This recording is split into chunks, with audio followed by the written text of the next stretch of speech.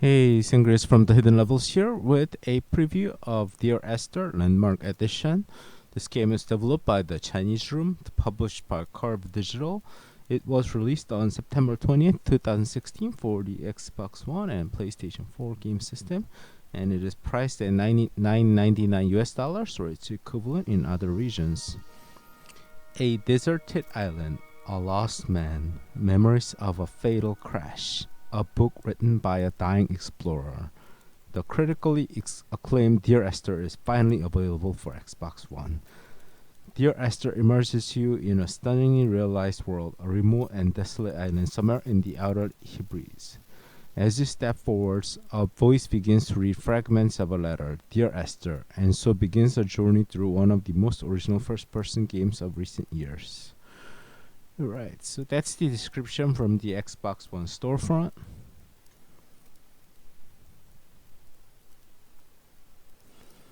Okay, so I've already actually finished this game as I start the preview, but I will restart a new game, but I'll show you uh, what's available. So here are options. You got audio options. You can enable larger captions if you would like bigger text. Like enable. I'll just keep it disabled as a default. Speaker configuration: 2 speakers, 4 speakers, depending on what you're in. I'm just using a television speaker here, so I'll just use 2 speakers. That's what makes sense for me. Crosshair you can enable, disable. Controller you can check the sensitivity. Look type, normal or inverted. Vibration, enable or disable. That's all you got, and we'll start. You can turn the director's commentary on or off. You got 4 chapters in this game. I've already finished the game, so it allows me to start from anywhere. So let's turn on the director's commentary and go to the first level and show you a little bit. The game is not very long, as you might imagine, but yeah, because you can play with the commentary on and commentary off, so there's 2 ways to play. You can check the commentary like this. Just go up here. Hi everyone, I'm Dan Pinchbeck. I'm the creative director of the Chinese Room, and this is the Dear Esther developers commentary. So just walk around. The artist on Dear Esther. Enjoy the view. I'm Jessica Curry, and I was the composer on the game. There's commentaries everywhere. They talk. They're quite interesting, so you might want to really look around and find all the commentaries. Basically, this is the game. There's really not too much to show you. If I show you too much, they'll spoil the game. So I'll just walk around a little bit. Just explore the island and figure out what's going on. The game is quite linear in terms of that as well. This. You could have gone the other way too. Part of the point about the whole game, I think, was this idea that rather than having a linear, straight-through version of the story, that we could have multiple.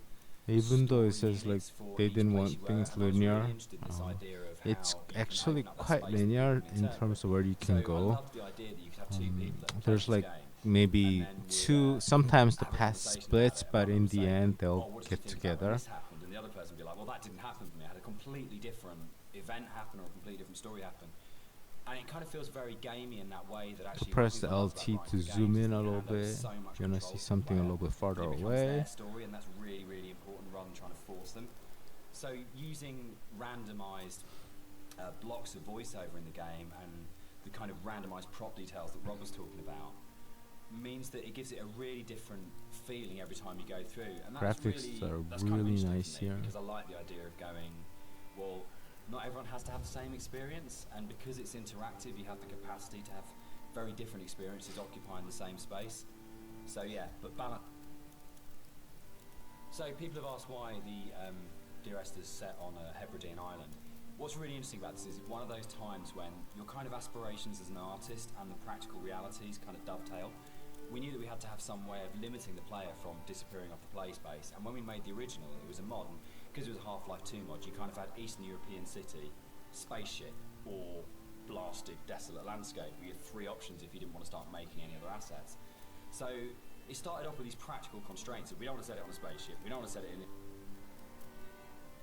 One of the things you're always trying to do as a composer is So create memorable the things. commentaries actually are And, run quite long. I a slight wish confession is that probably the most they memorable let thing, us. which is, remember, They in were Dear paced Esther a little bit wasn't better. actually created for the If game. I'm really just walking Not forward, fucking shot. then So it was actually you'll run into the from, next a commentary piece of before the glory first that I'd one written finishes. years, before, So based on a Christina Rossetti poem called Remember. so And part one of the I'm a things I little was talking bit, about earlier was how I didn't have any budget. but So I had this piece of core you music, can't really die in and I this thought, game hang on, other this than is maybe absolutely drowning and perfect falling for from a Esther, very but I don't want to use all high of it. So the place. only bit that you actually So you get can in just the kind of game wait is the until first the line commentary of the core piece of finishes, music. and if you But want to that listen to actually it, went on to and then go form to the next one. White lines. Not Yeah. some might not It was be really very well done, interesting to historical you if you're document. like They if used you're to not do this interested in the for music, Hebrides, the disease if you're not breakdown. interested in the They'd art. actually chip out an exposed chalk. But So I'm if you're one on of a those boat that and it comes really to likes ice, to you know listen not to to land what the because it's directors thought infectious, if it's a which is the game or coolest, a most amazing movie place that I where you enjoy. go. It's So almost I impossible buy to write to come up with DVDs and something as cool as Blu-rays that. to It just listen has to be to the something to director's actually go. And it's so commentaries and sad as well.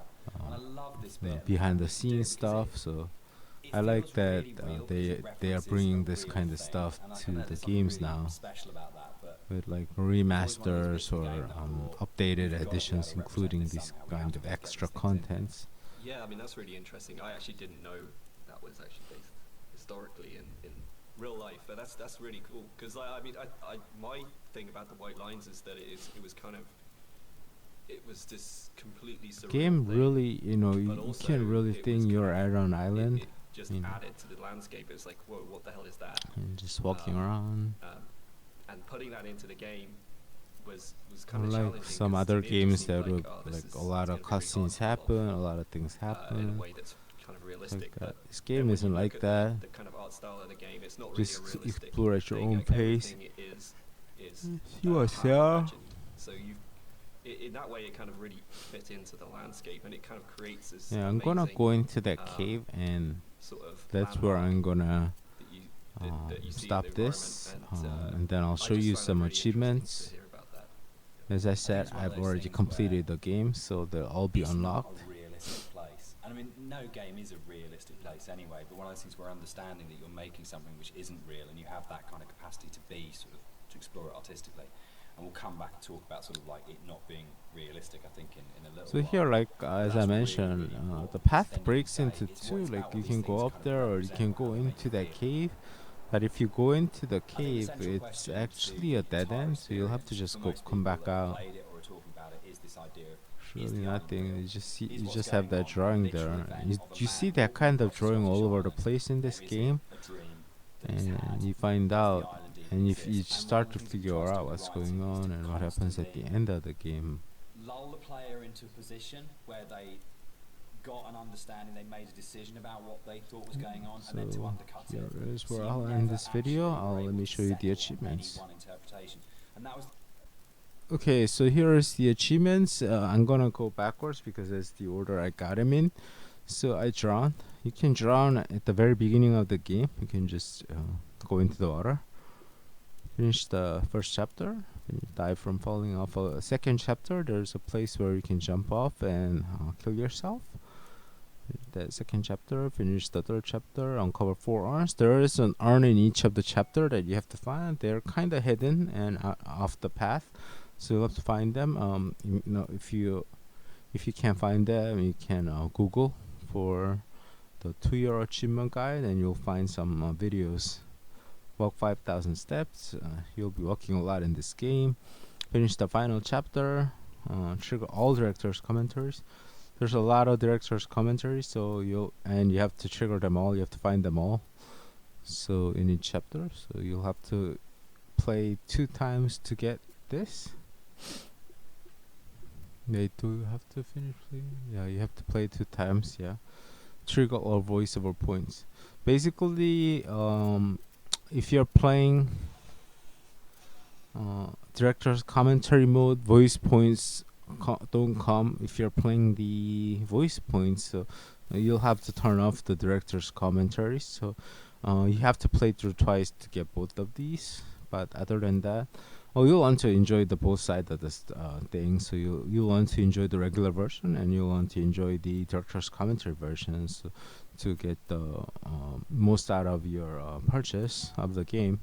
So yeah, this I think the achievements are designed well, not to be annoying, but to let you enjoy the game fully. Very well done. And that's it for the preview. If you like what you saw, please support the developers. And thank you for watching. My name is Sangriaz from the Hidden Levels. Please come check us on our website, Twitch, Twitter, Facebook. Wait, do we have a Facebook? Whatever. Patreon. They're all in the link below. In the descriptions, all the links are there. So check us out there and support us. And I'll be back with more videos very soon.